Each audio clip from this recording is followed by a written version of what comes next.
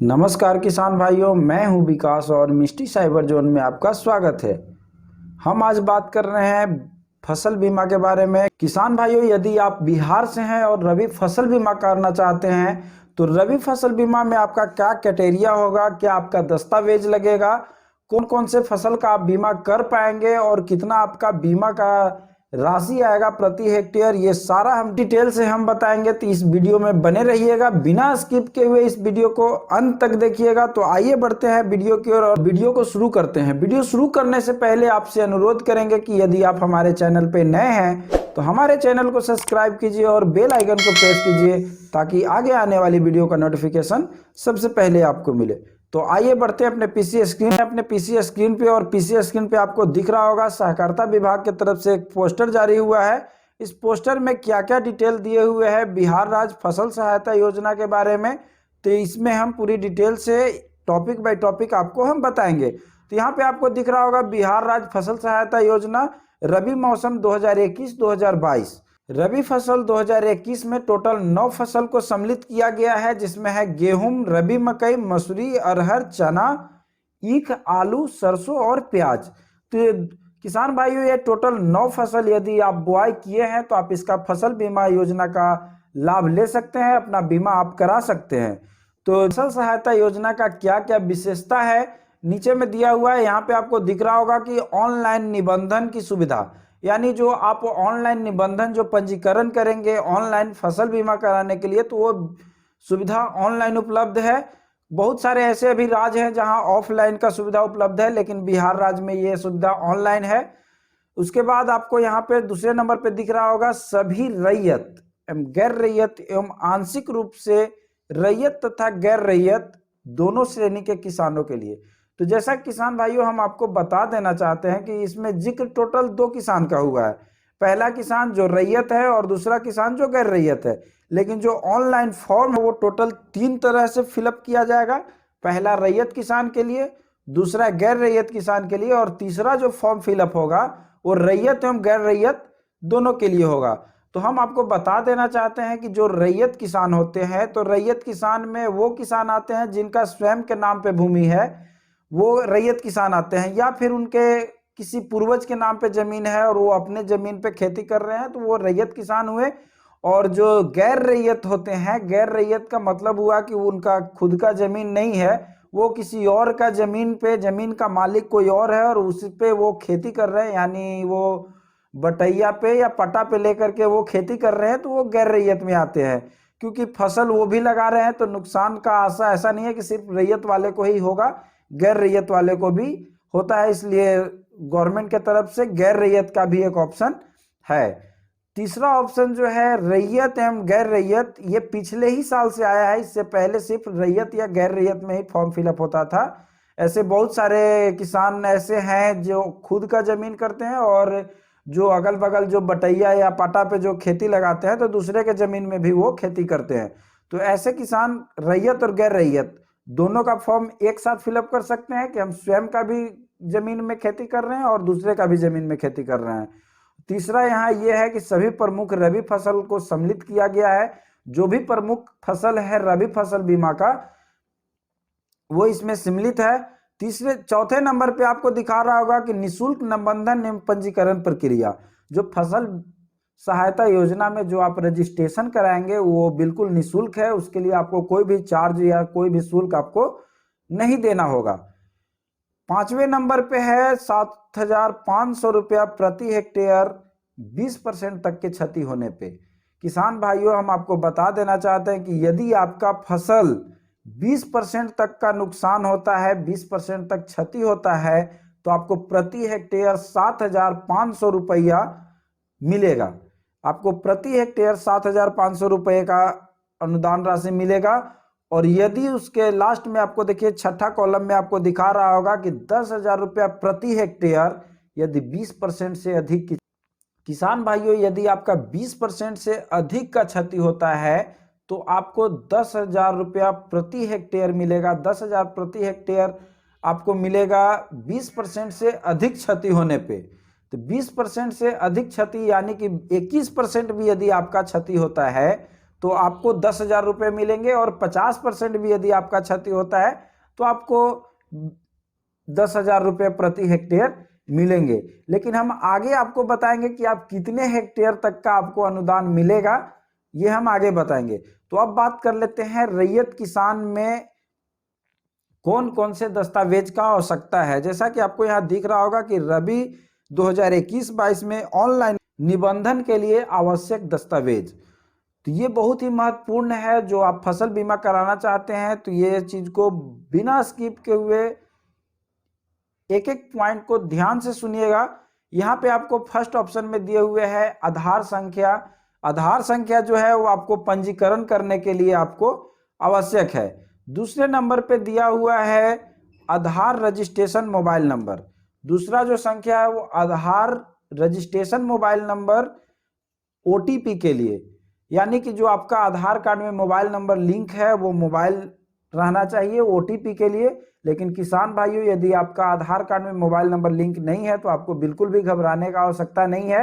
आपका लिंक नहीं है फिर भी आप फसल सहायता योजना का फॉर्म फिलअप कर पाएंगे।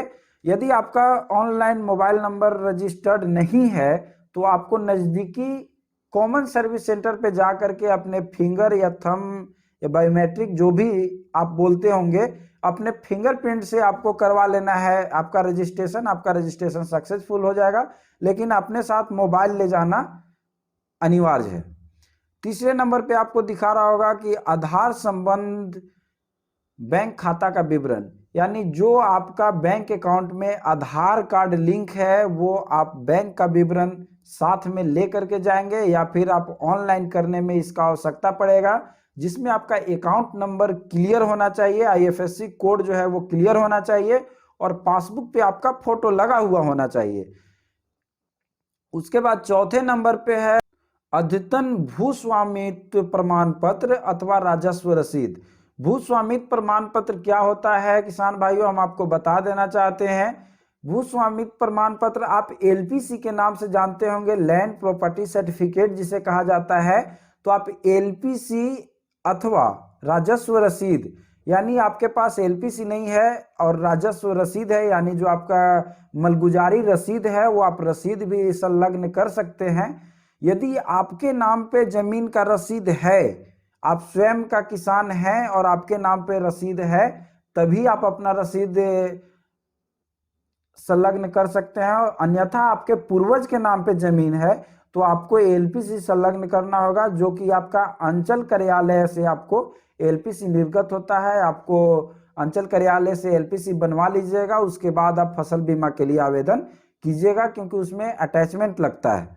उसके बाद पांचवें नंबर पे है घोषणा पत्र। तो घोषणा पत्र कैसा होता है हम आपको दिखा देंगे। यहाँ पे देखिए, रैयत कृषि द्वारा दिया जाने वाला स्वयं घोषणा पत्र सहकारिता विभाग बिहार सरकार द्वारा है, केवल बिहार राज्य फसल सहायता योजना 21 और 22। तो यहाँ पे आपको यह जो फॉर्म है, ये घोषणा पत्र है, ये आपको स्वयं से फिलअप करना होगा। फिलअप में यहाँ पे आप अपना नाम डाल दीजिएगा। नाम डालने के बाद इधर पिता या पति का नाम, यदि किसान महिला है तो पति का नाम डालेंगे, पुरुष हैं तो अपने पिता का नाम डालेंगे। उसके बाद वार्ड संख्या फिलअप कर लेना है। उसके बाद आपका कौन सा गांव है, आप कौन से गांव से बिलोंग करते हैं, अपना गांव डाल लीजिएगा। उसके बाद यहाँ पंचायत, नगर परिषद और नगर पंचायत, तो यहाँ पे पंचायत, नगर पंचायत और नगर परिषद तीनों का जिक्र है। बहुत सारे किसान भाइयों को कन्फ्यूजन होता है कि नगर परिषद और नगर पंचायत का है तो वो फसल बीमा कर पाएंगे कि नहीं, ये हम आगे आपको पोस्टर से देख करके डिटेल से बताएंगे। उसके बाद यहाँ पे प्रखंड डाल लेना है। उसके बाद यहाँ पे आपका जो भी जिला है, आप जिला यहाँ पे लिख लीजिएगा। उसके बाद यहाँ पे टोटल 9 जो हम फसल बता रहे थे, गेहूं, मक्का, चना, मसूर, अरहर, तो आप गेहूं का बुआई कितने रकबा में किए हैं, टोटल डिसमिल में डालना है कि आप गेहूं का बुआई कितना में किए हैं, और मक्का का बुआई कितने में किए हैं, मसूरी का बुआई कितने में किए हैं। ये जो भी आपका जो भी फसल आप बुआई किए हैं उसका क्या आपका रकबा है, क्या कितना डिसमिल में है, इसको डिसमिल में यहाँ पे अंकित कर लेना है। उसके बाद नीचे में आपका फिर से पंचायत का नाम या फिर नगर पंचायत या नगर परिषद है, नाम डाल लेना है। उसके बाद यहाँ दिनांक दे देंगे, जो भी डेट को आप फसल बीमा कराएंगे, यहाँ पे आपको दिनांक डाल लेना है। उसके बाद जो भी किसान है उनका सिग्नेचर, यदि वो साइन नहीं करते हैं तो अपना फिंगरप्रिंट लगाएंगे। फिंगरप्रिंट लगाने के बाद ये पीडीएफ बना करके ये अपलोड करना है। तो हम फिर से आ जाते हैं पोस्टर पे। अब बात करते हैं गैर रैयत किसान का। गैर रैयत किसान में भी सेम है, जो कि आधार संख्या चाहिए पंजीकरण के लिए। उसके बाद आधार रजिस्ट्रेशन, मोबाइल नंबर, ओटीपी के लिए। तो यहाँ पे हम आपको जैसे कि पीछे बताया कि आपको यदि आधार कार्ड में मोबाइल नंबर लिंक नहीं है तो आपको घबराने की आवश्यकता नहीं है, आप अपने फिंगरप्रिंट से ऑनलाइन करा सकते हैं। उसके बाद तीसरे नंबर पे आधार से लिंक आपका बैंक अकाउंट होना चाहिए, जिसका विवरण देना है यहाँ पे। चौथा नंबर जो सबसे इम्पोर्टेंट है गैर रैयत किसान के लिए, जो स्वयं घोषणा पत्र है उसमें वार्ड सदस्य द्वारा मुहरित एवं सत्यापित, कृषि सलाहकार द्वारा सत्यापित। आपका जो 4 नंबर स्वयं घोषणा पत्र होगा वो आपका वार्ड सदस्य द्वारा सत्यापन होगा, नहीं तो फिर कृषि सलाहकार यानी जो आपका कृषि समन्वय है उनके द्वारा सत्यापित होगा। तो हम आपको गैर रैयत का आपको फॉर्मेट दिखा देते हैं। यहाँ पे देखिए गैर रैयत का यह फॉर्मेट है। गैर रैयत का फॉर्मेट भी सेम है। यहाँ पे नाम डाल लेना है, उसके बाद यहाँ पिता या पति का नाम, वार्ड नंबर, ग्राम डाल लेना है। उसके बाद जो भी आपका पंचायत या नगर पंचायत या नगर परिषद होगा यहाँ पे फिलअप कर लेना है। उसके बाद यहाँ पे प्रखंड फिलअप कर लीजिएगा। उसके बाद आप कौन से जिले से हैं आप अपना जिला फिलअप कर लीजिएगा। उसके बाद आप कौन से फसल का बुआई कितने में किए हैं, कितने डिसमिल में, यहाँ टोटल रकबा डिसमिल में कर लीजिएगा। और टोटल यहाँ कुल करके यहाँ लिख दीजिएगा कि आप कितने डिसमिल में बुआई किए हैं। उसके बाद जो भी है आपका नगर परिषद या नगर पंचायत या पंचायत है आप नीचे फिलअप कर लीजिए।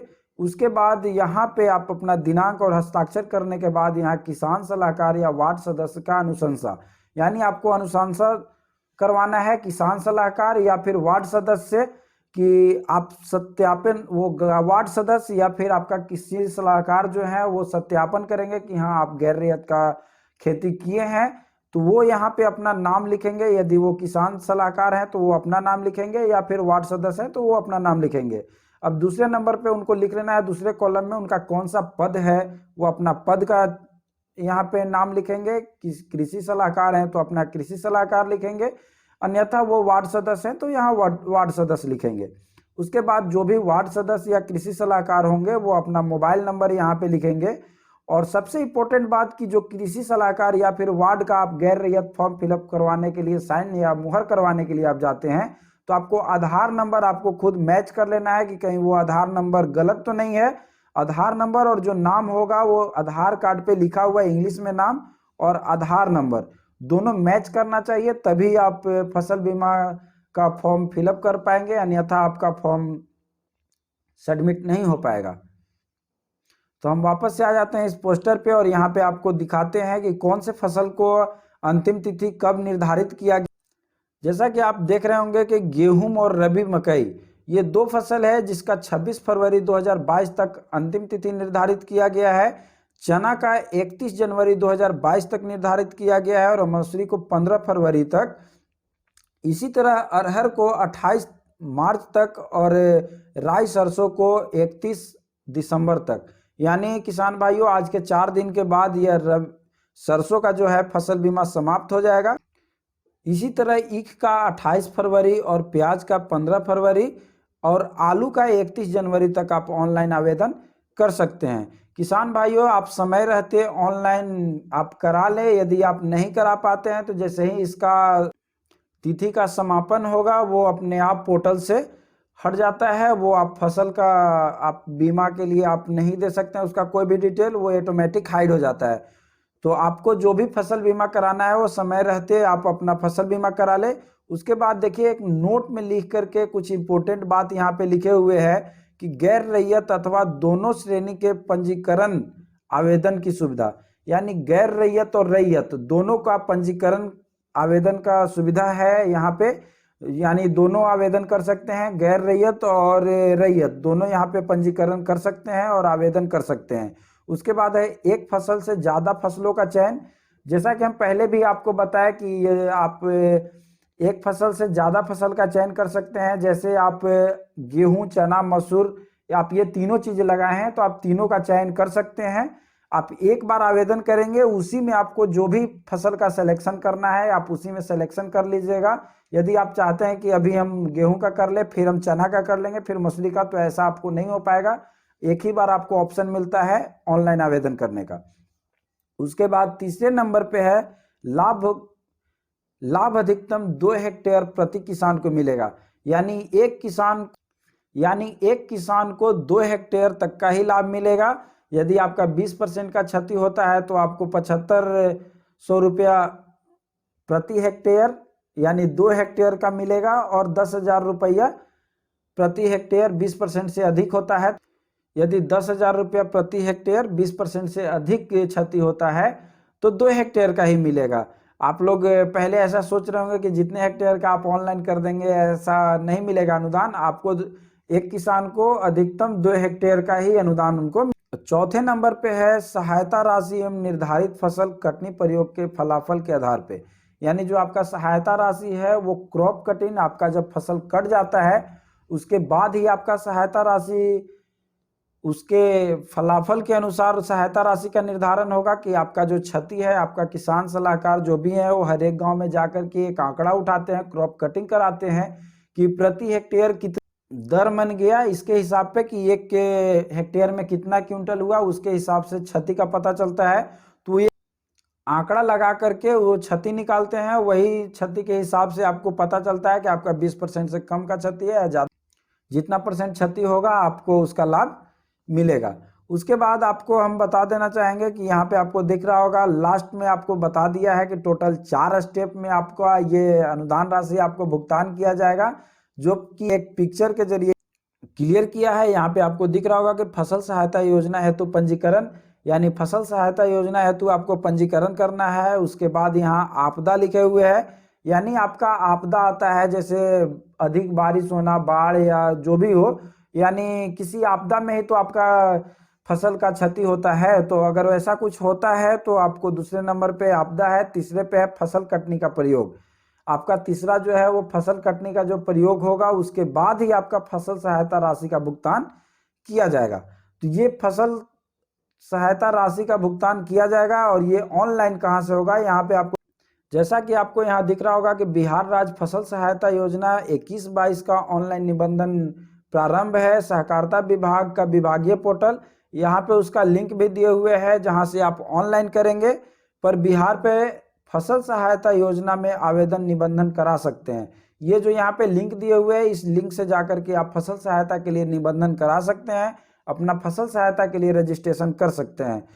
तो हम उम्मीद करेंगे दोस्तों कि आपको यह वीडियो अच्छा लगा होगा। हम अगले वीडियो में आपको बताएंगे कि अपने घर बैठे अपने मोबाइल से फसल सहायता योजना का ऑनलाइन अप्लाई कैसे करें। तो हमारे द्वारा दिया गया जानकारी आपको कैसा लगा कमेंट में जरूर बताइएगा। तो आइए मिलते हैं अगले वीडियो में एक नए टॉपिक के साथ, तब तक के लिए धन्यवाद। जय हिंद।